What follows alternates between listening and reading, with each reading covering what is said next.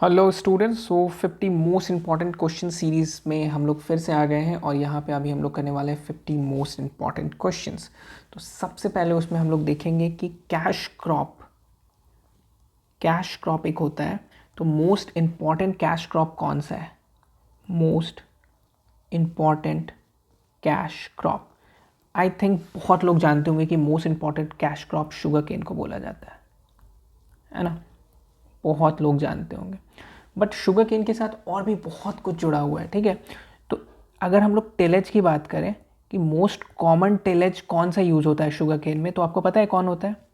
वो होता है ज़ीरो टिलेज। कौन होता है? ज़ीरो टिलेज, ठीक है। एक चीज़ और है शुगर केन के साथ कि it is highest water consuming crop है।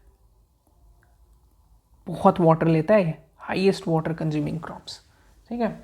फिर इसमें शुगर केन में एक और चीज़ हम आपको बताएंगे कि इसका जो प्लांटिंग मटेरियल्स होता है ना, प्लांटिंग मटेरियल समझ रहे हो, जिससे प्लांट करते हैं हम लोग, जैसे इसको प्लांट करते होंगे ना हम लोग, इसको एज ए क्रॉप हम लोग जो खेत में है प्लांट करते होंगे ना, तो प्लांटिंग मटेरियल क्या यूज़ होता है, ठीक है। जैसे एक शुगर केन है, ये ऐसे करके शुगर केन है, मान लो, ठीक है। तो इसका जो ये वाला पार्ट है ना, ऊपर वाला पार्ट, 1/3 ऑफ अपर पार्ट, ये यूज़ होता है एज ए प्लांटिंग मटेरियल, ठीक है। इस ऊपर वाले पार्ट में और क्या होना चाहिए प्लांटिंग मटेरियल में? हैव 3 बर्ड्स, 3 बर्ड्स होना चाहिए। और इसका एज जो है वो होना चाहिए 10 से 12 मंथ्स, ठीक है। ये 3-4 क्राइटेरिया है, ये देख लेना, बहुत इंपॉर्टेंट है, ठीक है। फिर शुगर केन में हम लोग एक और चीज़ इंपॉर्टेंट है जो देखेंगे, वो है आपको रूट सिस्टम, ठीक है। इसमें 2 तरह के रूट सिस्टम होते हैं, ठीक है। एक होता है सेट रूट सिस्टम और एक होता है शूट रूट सिस्टम, ठीक है। ओके, सेट रूट और फिर क्या होता है? Shoot root system. ये जो सेट रूट सिस्टम होता है ना, it's a kind of temporary root system and it किस काम में आता है? ये मॉइस्चर एंड न्यूट्रिएंट प्रोवाइड करने के काम में आता है, ठीक है। मॉइस्चर एंड न्यूट्रिएंट प्रोवाइड करने के काम में आता है सेट रॉट। अगर हम लोग सूट रॉट की बात करें तो ये होता है परमानेंट, हाँ। और ये क्या करता है? ये प्रोवाइड करता है moisture and temperature, but moisture and nutrients ये भी प्रोवाइड करता है, पर ये लोअर रिंग से प्रोवाइड करता है, लोअर रिंग से प्रोवाइड न्यूट्रिएंट्स, ठीक है। Basically set rod is a temporary and suit rod is a permanent, ये ज़्यादा इंपॉर्टेंट है इसमें, ठीक है। तो ये शुगर केन के लिए बहुत बहुत बहुत इंपॉर्टेंट चीज़ है, आपको बताया। फिर नेक्स्ट मुझे आपको बताना है मिनी क्रॉप फर्टिलाइज़र के बारे में।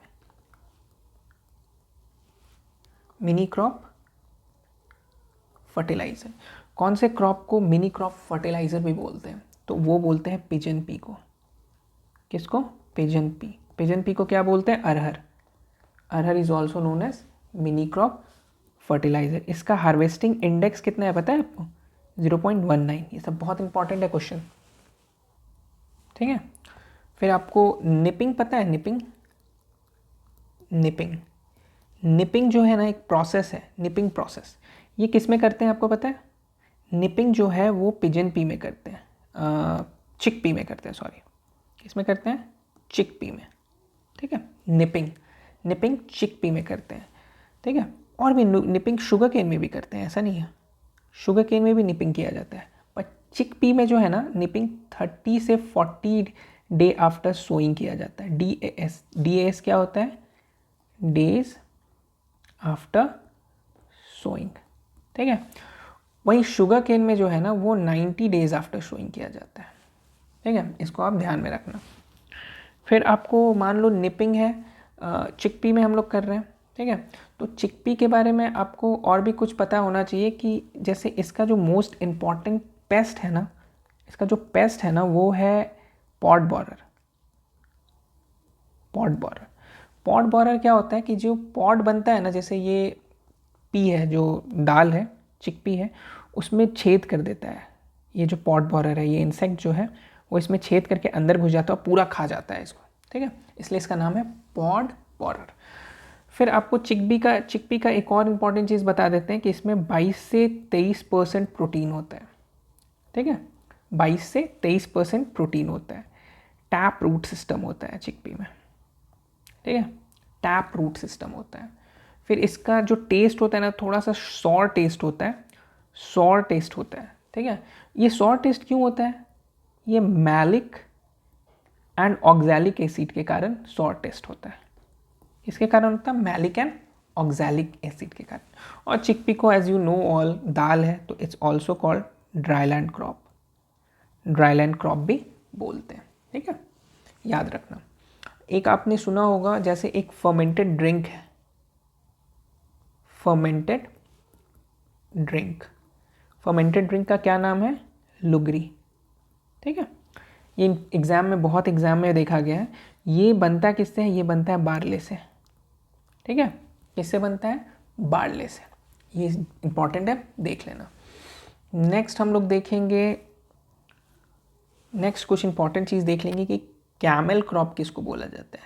कैमल क्रॉप, कैमल क्रॉप किसको बोला जाता है? सोरगम को, ठीक है, सोरगम को क्या बोला जाता है? कैमल क्रॉप, ठीक है। सोरगम जो होता है ना, इसको ज़्यादा नहीं खाया जाता है, क्योंकि अगर इसको ज़्यादा हायर डोज रहेगा ना, तो इससे पैलेग्रा डिजीज़ भी होता है, पैलेग्रा डिजीज़।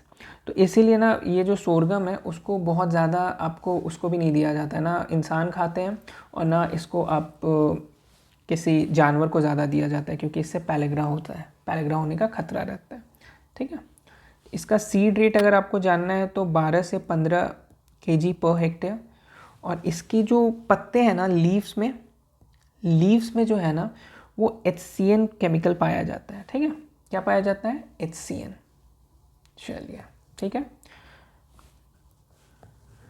नेक्स्ट कुछ राइस में देखते हैं कि राइस में टोटल कितने स्पीसीज पाए जाते हैं। तो 24 स्पीसीज पाए जाते हैं राइस में, ठीक है, जिसमें आपको ओनली 2 स्पीसीज कल्टिवेबल है, बाकी 22 स्पीसीज जो होते हैं ना वो वाइल्ड होते हैं, हाँ, और ये कल्टिवेबल होते हैं, और ये जो 22 स्पीसीज हैं वो वाइल्ड होते हैं।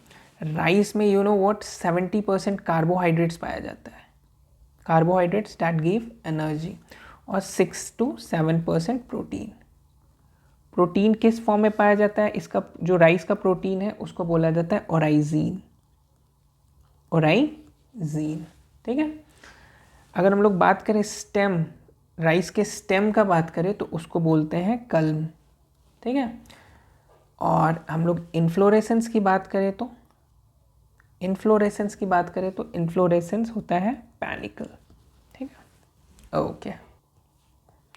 इसमें और इम्पॉर्टेंट होता है जीन। जीन कौन सा है? DV वो जीन, ये बहुत इंपॉर्टेंट है, ये बहुत एग्ज़ाम में पूछा गया है, ठीक है, बहुत एग्ज़ाम में हमने देखा है कि पूछा गया है ये वाला, ठीक है। फिर राइस में अगर हम लोग फर्टिलाइज़र की बात करें, फर्टिलाइज़र की बात करें तो राइस के फर्टिलाइज़र देखो 2-3 बहुत तरीके के राइस में फर्टिलाइज़र यूज़ होते हैं, ठीक है। अगर हम लोग बात करें मोस्टली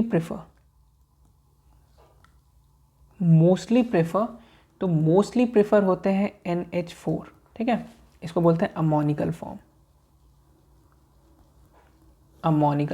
ठीक है।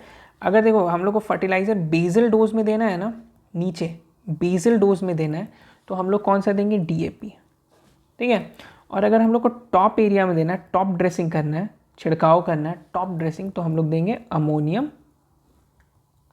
सल्फेट, ठीक है। चलो ठीक है। एक अभी बहुत पॉपुलर हुआ है बायोफ्यूल्स, ठीक है। बायोफ्यूल्स क्वेश्चंस के लिए बहुत पॉपुलर है, ठीक है। तो बायोफ्यूल्स जो है ना, इसमें हम लोग देखेंगे कौन कौन से बायोफ्यूल्स होते हैं। तो पहला तो आपने सुना ही होगा जट्रोपा नाम, जट्रोपा, इसको रतन जोत भी बोलते हैं कहीं कहीं, रतन जोत, ठीक है। तो इसमें अगर परसेंटेज देखें तो ऑयल परसेंटेज 35% होता है। हाँ, और एक होता है करंज। करंज का दतून भी होता है, बहुत लोग यूज़ करते हैं दांत साफ़ करने के लिए, और करंज का तेल दांत में लगाया जाता है दांत को हेल्दी बनाने के लिए, ठीक है।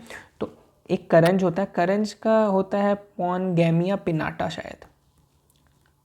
हाँ, तो पॉनगैमिया पिनाटा, इसमें कितने ऑयल परसेंटेज रहता है? 25 से 28% ऑयल परसेंटेज रहता है, ठीक है। ओके, एक होता है MTP। MTP क्या होता है? Multipurpose tree species. Multipurpose tree species, ठीक है। ये बहुत इम्पॉर्टेंट है क्योंकि ये जो होता है ना, बहुत कम ऐसे ट्रीज़ होते हैं। MTP किस ट्री स्पीसीज को बोला जाता है? उसका नाम है अल्बेजिया लिबेक। इंपॉर्टेंट है फॉरेस्ट्री के लिए, फॉरेस्ट्री वाले क्वेश्चंस के लिए इंपॉर्टेंट हो सकता है, ठीक है। कुछ फॉरेस्ट्री के अगर इंपॉर्टेंट क्वेश्चन हम लोग देखा जाए तो जैसे एग्रो फॉरेस्ट्री जो है ना, एग्रो फॉरेस्ट्री, तो एग्रो फॉरेस्ट्री ना किस फॉर्म का है? It's also known as multiple cropping. Agro forestry multiple cropping भी बोला जाता है, ये इंपॉर्टेंट है, ठीक है। फिर देखेंगे Indian forest act. Indian forest act कब आया? ये देख लो, 1927 में आया। कुछ फॉरेस्ट्री के क्वेश्चन हम लोग देखें तो एग्रो फॉरेस्ट्री को लेके ना एक झांसी में है, उसका नाम है national research centre for agro forestry, ठीक है। ये कहाँ है? झांसी में। हाँ, तो ये कब बना? ये 1988 में बना, ठीक है। FRI आपको पता ही होगा, सुना होगा, फॉरेस्ट रिसर्च इंस्टीट्यूट 1906 में बना। कब बना? 1906 में। ICAR पता ही होगा आपको, 1929 में बना। IARI 1905 में बना। ये सब इंपॉर्टेंट होता है, तो ये सब आप करते जाना। देखो, रूट डेप्थ एक होता है, ठीक है। रूट डेप्थ कितना, जैसे एक सॉइल है ये, हाँ, तो सॉइल, ये पेड़ लगा हुआ है मान लो, तो इसका जो रूट है ना वो कितना डेप्थ में, कुछ यहाँ होगा, कुछ बहुत नीचे तक होता होगा, हाँ, कुछ कहाँ तक होता होगा, कुछ एकदम यहीं फैल जाता होगा, हाँ। तो उस हिसाब से रूट डेप्थ को 3 पार्ट में बांटा गया, ठीक है। पहला होता है आपको शैलो, हाँ, एक होता है मीडियम, एक होता है डीप, है ना। तो शैलो की बात की जाए तो 30 से 60 सेंटीमीटर तक जो डेप्थ में अगर उसका रूट फैल रहा है तो इसको बोलते हैं आपको शैलो, ठीक है। मीडियम कितना का कितना रहेगा? 50 से 100 सेंटीमीटर तक, ठीक है। 50 से 100 सेंटीमीटर तक अगर है तो उसको मीडियम बोलते हैं। और अगर हम लोग डीप की बात करें तो 90 से 150 सेंटीमीटर तक अगर अंदर जा रहा है, डीप जा रहा है, तो वो होगा आपको डीप, ठीक है, डीप रूट सिस्टम। अगर हम लोग शैलो सिस्टम की बात करें तो इसके कुछ एग्जाम्पल देख लो, तो ये हो गया, राइस हो जाएगा, पाइनएप्पल हो जाएगा, हाँ, कैबेजेस हो जाएगा, ये सब शैलो होता है, ज़्यादा डीप नहीं होता है। वही अगर हम लोग मीडियम की बात करें तो इसमें हो जाएगा टोमेटो, है ना, फिर हो जाएगा टोबैको, फिर हो जाएगा ग्राउंडनट। फिर अगर हम लोग डीप की बात करें तो डीप देखो, वीट हो जाता है, कॉटन डीप हो जाता है, मेज़ डीप हो जाता है, सिट्रस, फिर ग्रेप्स, हाँ, ये सब डीप में आ जाता है। तो ये सब इम्पॉर्टेंट है, ये सब भी देख लेना।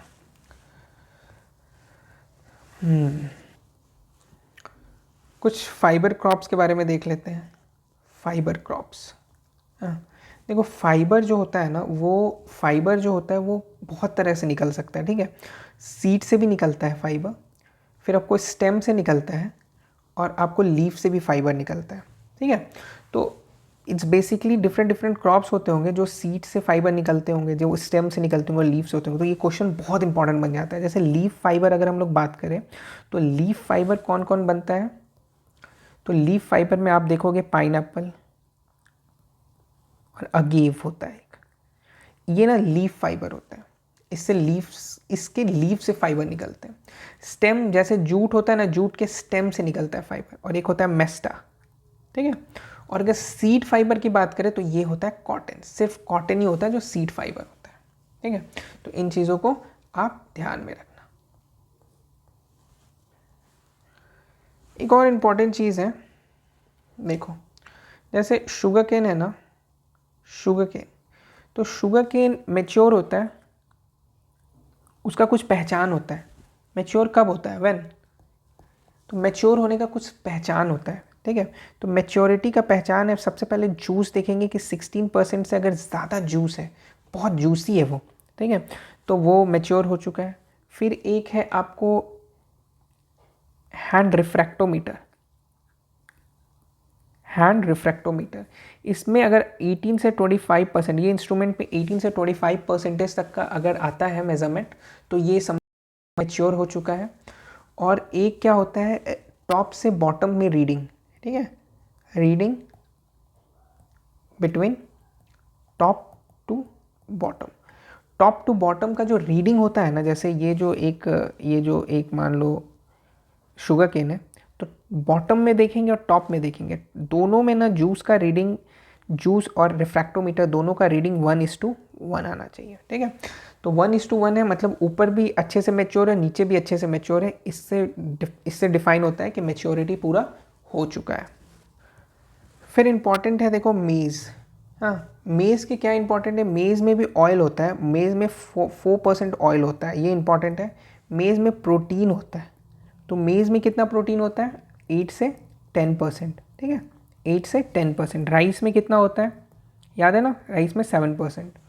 उसके बाद हम लोग स्टार्च मेज़ में होता है, तो स्टार्च कितना होता है मेज़ में? 65%, है ना।